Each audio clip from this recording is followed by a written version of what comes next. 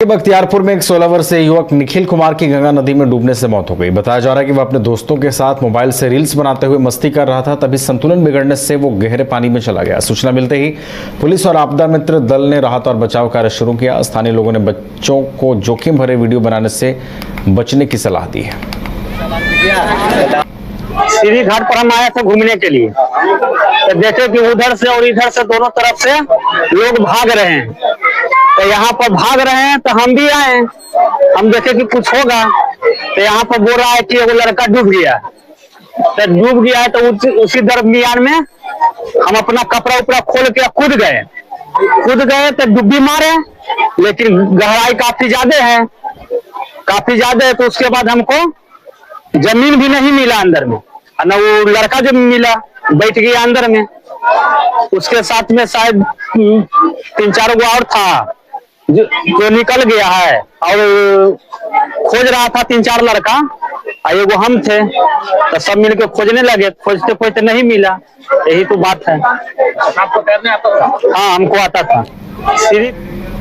बिहार के गयाजी शहर के धर्म सभा भवन में रविवार को तैलिक साहू सभा के बैनर तले सावन महोत्सव का आयोजन किया गया। सावन महोत्सव के इस आयोजन में महिलाओं ने बढ़ चढ़कर भाग लिया। सावन महोत्सव कार्यक्रम के दौरान महिलाएं जमकर झूमती नजर आईं। मौके पर विधिवत कार्यक्रम का भी आयोजन किया गया, जिसमें समाज के बच्चों द्वारा सांस्कृतिक कार्यक्रम का आयोजन किया गया। नृत्य संगीत कार्यक्रम के बीच काफी धूमधाम से सावन महोत्सव मनाया गया। इस संबंध में बिहार प्रदेश तैलिक साहू सभा की प्रदेश महिला अध्यक्ष ने बताया कि भगवान बुद्ध की ज्ञान भूमि पर सावन महोत्सव मनाने का उद्देश्य हमारे समाज को जोड़ना है और इससे लोगों को जुड़ने की प्रेरणा मिलती है। आज गया जिला तैलिक साहू सभा के अंतर्गत है कि सावन महोत्सव मनाया जा रहा है। और क्या क्या इसमें महिलाओं के भागीदारी है कि नहीं, रंगारंग कार्यक्रम है ना, झांकी वगैरह सब अच्छी होगा है ना, और महिलाओं अपना। आज गया जिला तैलिक साहू सभा के बैनर तले सावन महोत्सव की आयोजन की गई है।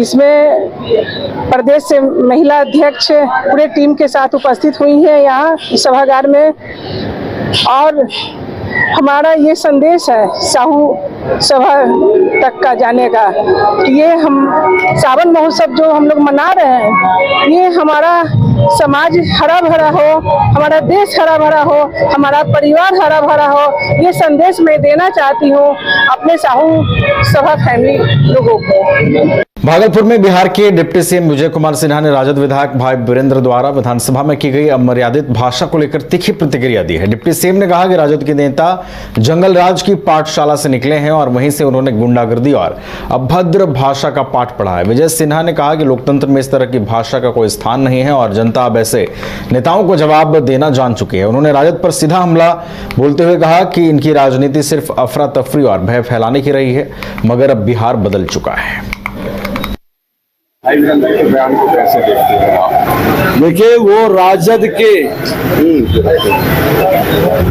जंगल राज के पाठशाला में गुंडे के पाठ को पढ़े हैं और गुंडा राज स्थापित करने की मानसिकता अब बिहार के लोग स्वीकार नहीं करेगा। बिहार को बर्बाद करने वाला, बिहारियों को बदनाम करने वाला अब नहीं लोग इसे स्वीकारेगा। बिहारी का सम्मान, बिहारी भाव बढ़ाने वाला और बिहार को विकसित बिहार बनाने वाले वातावरण को लोग स्वीकार कर रहे हैं। इसलिए उस तरह के मानसिकता के लोगों के बातों पर कोई ध्यान भी अब नहीं देता। बयान को कैसे देखते हैं आप? देखिए, वो राजद के जंगल राज के पाठशाला में गुंडे के पाठ को पढ़े हैं और गुंडा राज स्थापित करने की मानसिकता अब बिहार के लोग स्वीकार नहीं करेगा।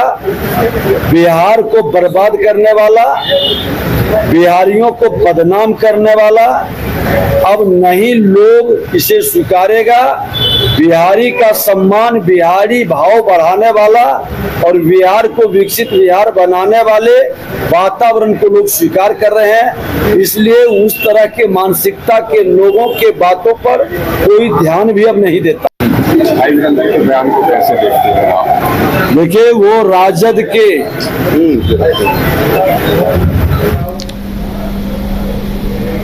हिंदुस्तानी आवाम मोर्चा सेक्युलर का नया जिला कार्यालय शनिवार को गया जिले के सुरहरी मोड़ पर खुला। कार्यालय का उद्घाटन खुद केंद्रीय मंत्री और पार्टी सुप्रीमो जीतन राम मांझी ने किया। मौके पर पार्टी का स्थापना दिवस भी धूमधाम से बिना। कार्यक्रम में मांझी ने विपक्ष पर निशाना साधते हुए 90 के दशक की याद दिलाई। मांझी ने कहा कि वो दौर आज भी लोगों के जहन में जिंदा है। अब हालात बदल गए हैं, बिहार में कानून अपना काम बखूबी कर रहा है।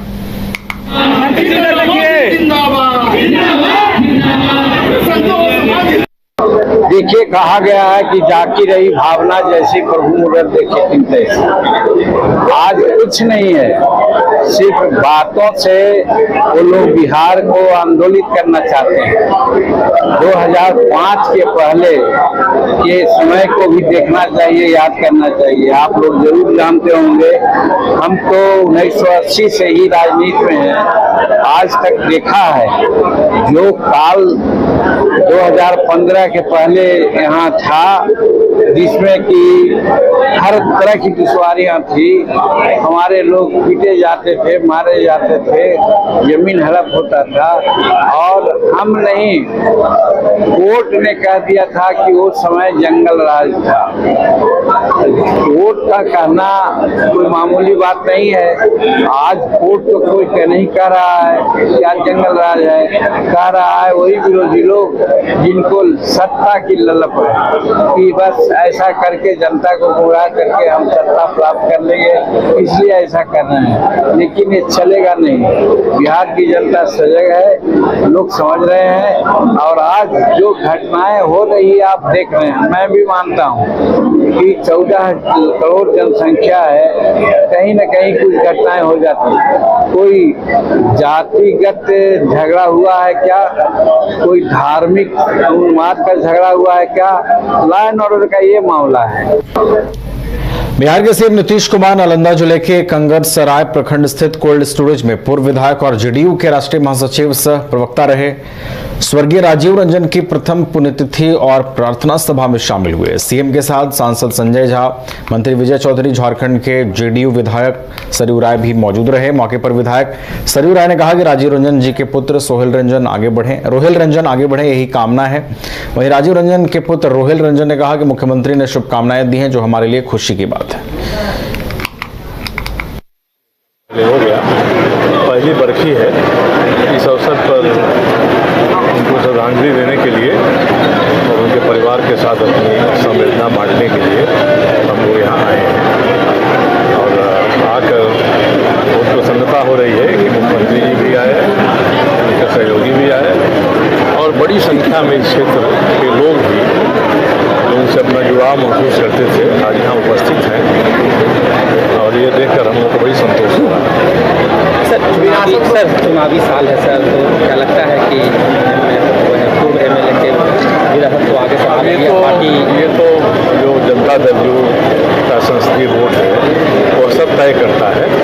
आज तो हम लोग यहाँ हैं तो हम लोग के दिमाग में ये सब चीज़ें हैं नहीं। हमारे मित्र हैं, हमारे मित्र के सुपुर्द हैं। आज हमारे पूज्य पिताजी स्वर्गीय राजीव रंजन जी का पहला पुण्यतिथि है। बस यही है कि उन्होंने कहा कि आगे बढ़ो और बढ़ते रहो। बस हमारे गार्जियन हैं और यही चाहते हैं कि हम लोग खुश रहें और हम चाहते हैं कि वो खुश रहें। इतनी ही बात है, यहाँ कोई पॉलिटिकल ऐसा कुछ था नहीं, इतना ही था। क्या आपकी इच्छा है कि अगर आपको पार्टी मौका दे तो आप पार्टी में आप मैदान में? देखिए, मैं आपसे एक ही चीज़ कहता हूँ जो मैं हमेशा सबसे कहता हूँ कि मेरा काम मेहनत करना है और बाकी ऊपर वाले के हाथ में है। दानापुर में डकैती की योजना बना रहे 5 अपराधियों को पुलिस ने गिरफ्तार किया है। इस संबंध में नगर पुलिस अधीक्षक पटना के निर्देश पर पटना पुलिस और एसटीएफ पटना की विशेष टीम गठित की गई। विशेष टीम के द्वारा गुप्त सूचना के आधार पर संयुक्त कार्रवाई करते हुए सभी अपराधियों को दबोचा गया है। उनके पास से देशी पिस्टल, देसी कट्टा, एक पिस्टल का मैगजीन, 11 पीस जिंदा कारतूस और 3 विभिन्न कंपनियों के मोबाइल फोन भी बरामद हुए हैं। आगे की कार्रवाई पुलिस कर रही है। दानापुर थाना क्षेत्र के अंतर्गत एक उल्लेखनीय प्रगति दानापुर पुलिस को और एसटीएफ को मिली है और एक इनपुट एसटीएफ के पास आ रहा था कि दानापुर क्षेत्र में एक घर में डकैती की योजना है। इसके अलावा एक बैंक को भी लूटा जाएगा और उसमें कुछ अपराधकर्मी उस घटना को अंजाम देंगे। और क्योंकि गुप्त सूचना जो हमें मिली थी वो बड़ी पुष्ट थी और उसका सत्यापन भी कर लिया गया था, तो उसी क्रम में एक टीम एसएचओ दानापुर साथ ही साथ एसटीएफ के भी उसमें पर्सनल थे, उनके नेतृत्व में बनाई गई थी और उस टीम ने लगातार छापेमारी की और जो इस घटना को अंजाम देने वाला जो ग्रुप था, जो गैंग था, उसको पकड़ा गया है। उस गैंग के 5 अभियुक्त शाहिल कुमार, रोहित कुमार उर्फ कल्लू एसपी, राजकुमार, गोलू कुमार और रोशन कुमार की गिरफ्तारी की गई है और इन लोगों के पास से एक देसी पिस्टल, एक देसी कट्टा और पिस्टल का मैगजीन, 11 पीस जिंदा कारतूस